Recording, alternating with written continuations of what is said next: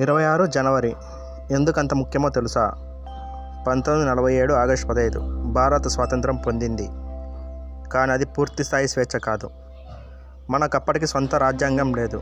అప్పుడే ఒక సంకల్పం పుట్టింది. మన దేశాన్ని మనమే పాలించాలి, మన చట్టాలు మనమే రాయాలి. డాక్టర్ బిఆర్ అంబేద్కర్ గారి నాయకత్వంలో భారత రాజ్యాంగం రూపుదిద్దుకుంది. దానికి పట్టింది 2 సంవత్సరాల 11 నెలలు 18 రోజులు.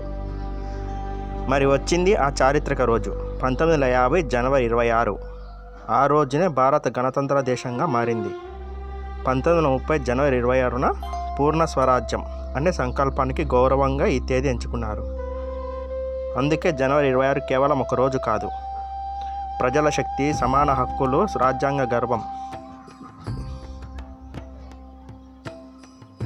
అందుకే జనవరి 26 కేవలం సెలవు కాదు, మన గౌరవానికి పుట్టినరోజు.